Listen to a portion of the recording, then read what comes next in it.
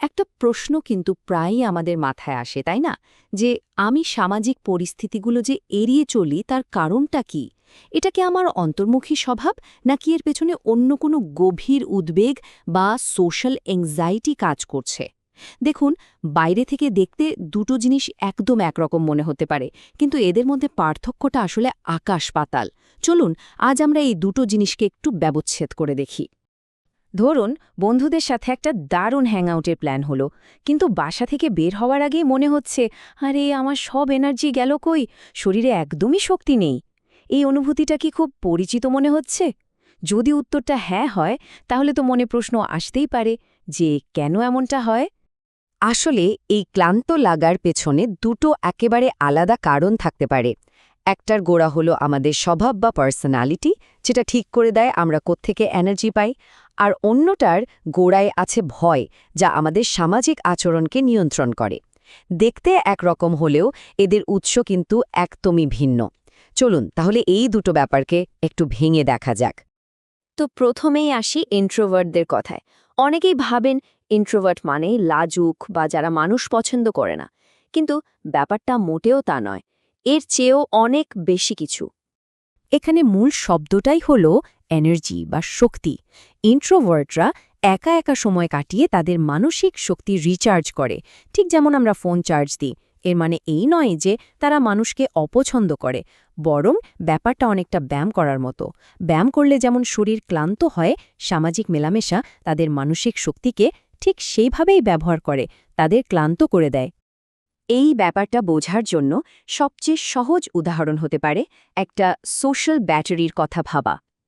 ইন্ট্রোভার্টদের এই ব্যাটারিটা সামাজিক মেলামেশার সময় বেশ দ্রুত খরচ হয়ে যায়, আর সেই ব্যাটারি রিচার্জ করতে তাদের দরকার হয় একা থাকার সময় একটু নিরিবিলি পরিবেশ। তো একজন ইন্ট্রোভার্টের দিনকাল কেমন কাটে?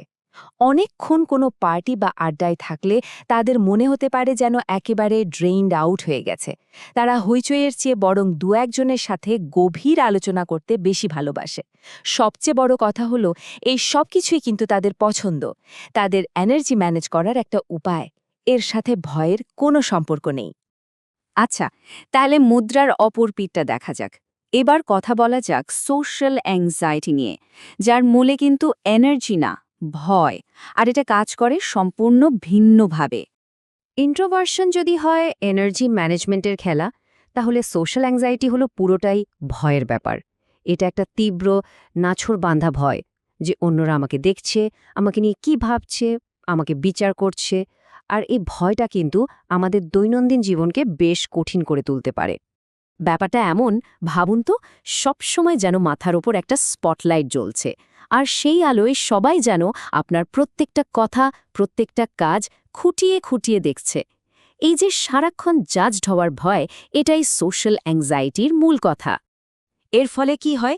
শুধু যে টেনশন হয় তাই না, রীতিমতো বুক ধরফর করা, ঘেমে যাওয়ার মতো শারীরিক সমস্যাও দেখা দেয়।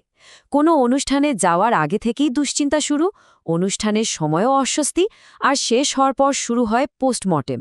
আমি কি ভুল বললাম, কি ভুল করলাম? এই ভয়ের কারণেই অনেকে সামাজিক পরিস্থিতি এড়িয়ে চলতে শুরু করে। তো এতক্ষণ তো আমরা দুটো জিনিস আলাদাভাবে বুঝলাম। এবার চলুন দুটোকে পাশাপাশি রেখে দেখি পার্থক্যটা তাহলে ঠিক কোথায়। এই টেবিলটা দেখুন, একদম পরিষ্কার হয়ে যাবে। একজন ইন্ট্রোভার্টের মূল উদ্দেশ্য হল নিজের সোশ্যাল ব্যাটারি বাঁচানো, আর অন্যজনের উদ্দেশ্য অন্যের নেগেটিভ জাজমেন্ট বা সমালোচনা এড়ানো। একজন অনুষ্ঠানের পর ক্লান্ত বোধ করে, আর অন্যজন উদ্বিগ্ন থাকে এই ভেবে যে সে কোনো ভুল করে ফেলল কিনা। মনোযোগের কেন্দ্রবিন্দুও দেখুন পুরো উল্টো। তাহলে পুরো আলোচনার সারমর্মটা কি দাঁড়ালো? সবচেয়ে জরুরি পয়েন্টটা কি? যদি পুরো ব্যাপারটা মাত্র দুটো শব্দে বুঝতে হয়, তাহলে সেটা হলো রিচার্জ বনাম ভয়। একজন নিজের ব্যাটারি রিচার্জ করতে চায়, আর অন্যজন একটা ভয় থেকে বাঁচতে চায়। একটা হলো নিজের যত্ন নেওয়া, অন্যটা হলো নিজেকে বাঁচানোর চেষ্টা। এই কথাটা শুনুন, আমার মনে হয় এটা পুরো পার্থক্যটাকে এক লাইনে নিয়ে আসে। খেয়াল করুন, একজন সিদ্ধান্ত নেয়, এটা তার নিজের হাতে, তার কন্ট্রোলে আছে, এটা একটা সচেতন পছন্দ। আর অন্যজন বাধ্য বোধ করে, যেন তার কোনো উপায় নেই, ভয়টাই তাকে সেখান থেকে পালাতে বাধ্য করছে। তাহলে দিনের শেষে প্রশ্নটা এটাই, নিজের ভেতরের এই অনুভূতিগুলোর আসল কারণটা খুঁজে বের করা। সেটা কি নিজের স্বভাবের অংশ, নাকি কোনো ভয় কাজ করছে? এই ৩০ চেনাটাই কি নিজেকে মেনে নেওয়ার আর ভালো থাকার দিকে প্রথম পদক্ষেপ নয়? ব্যাপারটা আসলেই ভেবে দেখার মতো।